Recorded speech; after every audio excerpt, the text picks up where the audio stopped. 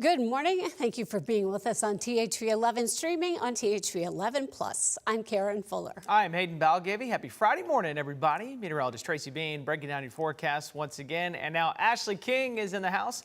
Help us out with traffic and what Tracy said earlier, we hope is just a casual Friday. Finger Friday. Yeah, hopefully. Not having any weather to impact the road conditions this morning, so that's good. Hopefully the traffic will be light for everyone. It's already feeling kind of warm. I know it is so warm out there. So yeah, we're going to talk about a warm day for sure. Currently we're seeing temperatures in the upper 60s and even a few 70s here and there. As we are heading into the afternoon, we are looking for that high right around the mid to upper 80s. Wanted to talk about the Wildwood Lantern Festival. We are seeing again a beautiful, mostly beautiful weekend for this festival. I went last night and it was amazing. Had a great time. There's lots of things to eat. There's lots of things to do. And they put a lot of work into it and it is fantastic. Plus that park in general is just amazing if you haven't been out there. Now for your Saturday, I know it says scattered storms and we will see those, but it will be very light. And I think most of the storms are going to stay more in northwest Arkansas area. Keeping that in mind, your high is going to be early and then it is going to get cooler throughout the day with that front coming through. So although we will see some periodic rain showers here and there, it's going to be very light. So I believe you could probably take an umbrella and maybe dodge a few of those and just go enjoy that park. Again, it's gorgeous. But for your Sunday, great. It is going to be awesome. We've got mostly sunny skies. We are going to wake up a little cool in the 40s, but that high right around the low 70s. All right, Tracy, our first look at traffic here with the Big Rock interchange. It looks like just a few cars on the road. It is just after 6, so we see very light traffic usually this time of the morning. And that is the case on this Friday. Hopefully this will be the case all morning long, like we were just saying on this Friday. Traffic is usually pretty light as we head into the weekend, but this is what's going on right now with our live traffic map. It looks pretty slow, no issues. We'll check it again coming up. Thank you, Ashley. Another ceasefire is now in place in the Middle East this morning. Israel and Lebanon have agreed to pause Israeli strikes on Hezbollah targets for the next 10 days. However, Israel warns it is prepared to act again if attacks resume. This comes as President Trump says the war with Iran is, quote, going swimmingly, while signaling the conflict could be nearing an end very soon. CBS News correspondent Jared Hill has the latest.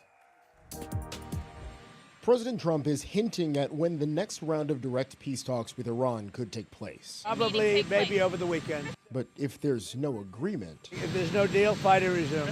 the Pentagon says more than 10,000 U.S. service members, at least a dozen ships, and 100 aircraft are part of the effort to block Iran's ports near the Strait of Hormuz. 13 ships have made the wise choice of turning around. Any vessel that compares to comply with our instructions will be dealt with accordingly. This as the president shifted his focus Thursday to the economy, visiting Las Vegas to play up his no tax on tips policy.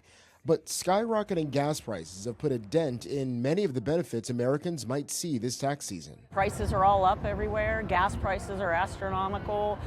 Food prices, grocery prices. President Trump brushed off concerns, saying gas prices are not very high. We're blowing it away now.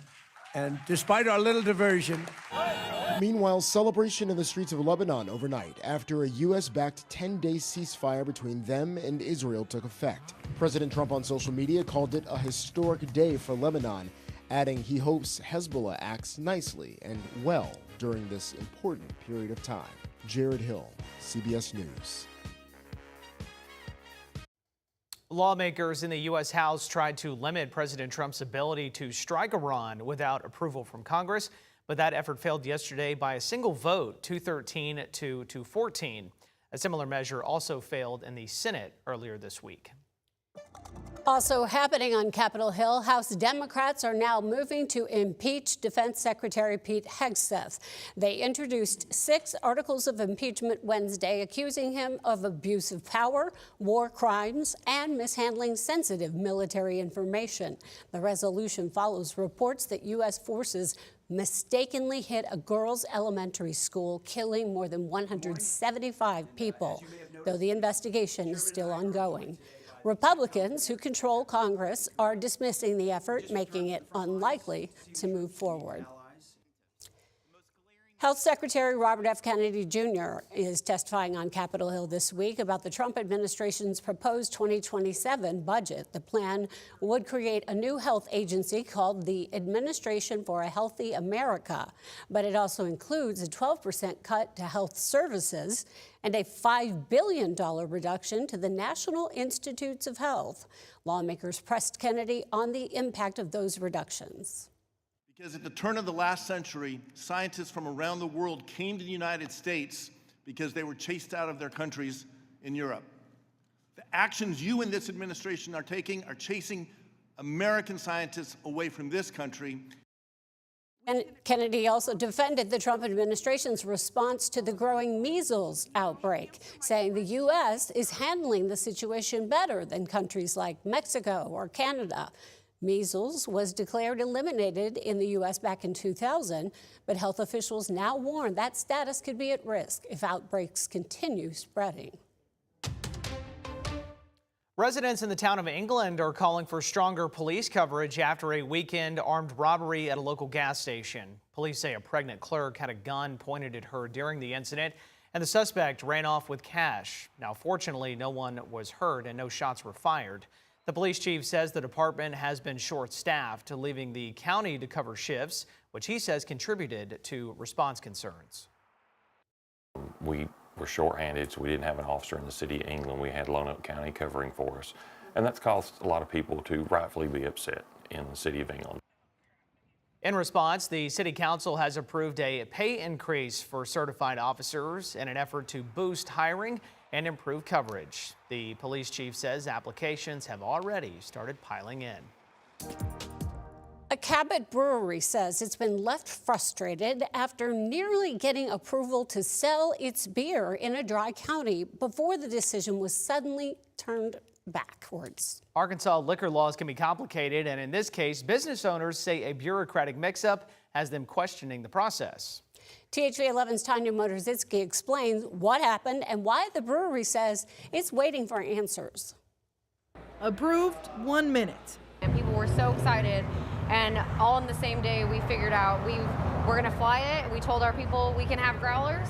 Denied the next. We had to post, actually we can't have growlers, we just got an email. That's the reality for Cabot small business owners and breweries like the team at Buckman Brewhouse, dealing with a decades-old law prohibiting Cabot from selling alcohol because it's in a dry county. We're looking at almost over 80 years, 82 years later, with a law that doesn't make much sense nowadays.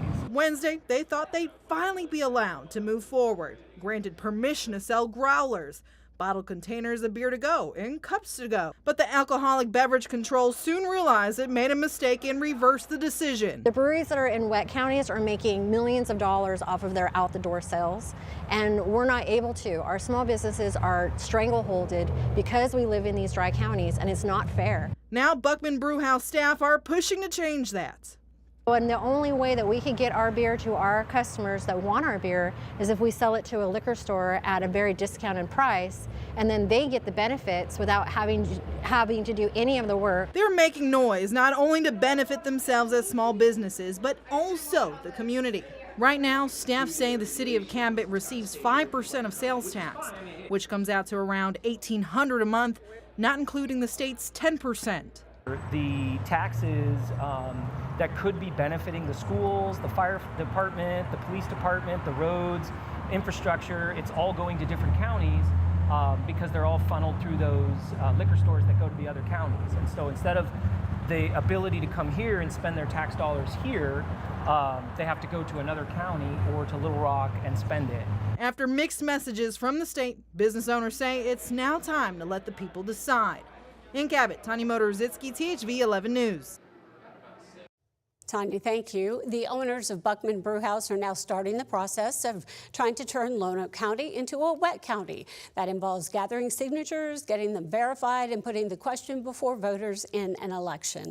The most recent change like that came in Hot Spring County back in 2022. Now to a THV 11 update. Plans to bring a new Little Caesars restaurant to Soma here in Little Rock have been denied for now. The Capital Zoning District commission unanimously rejected the proposal Thursday. After hearing from more than a dozen residents, many neighbors raised concerns about safety, traffic, and preserving the district's walkable design. The restaurant would have needed several zoning variances, including permission to sit off the sidewalk in a parking lot, something residents argued goes against Soma's historic character. We are very concerned about the variances that would nullify the historic district requirements. He is trying to bend, contort anything he can to make this model that fits elsewhere fit where we are, and it just doesn't. Commission members say they could not support the plan in its current form. Little Caesars can reapply in 1 year if it chooses to revise the proposal. And now let's go back to meteorologist Tracy Bean and George helping you forecast the plan for your day. That's right. We've got our sunny with a chance of George forecast, and George has invited his friends. I'll tell you how to do that here in a second. But this is Louie, and Louie lives in Perrin, and his dad Steve sent this in, and he says that Louie loves pretty much anything, everybody, anything. So if you see Louie, get some puppy kisses from me.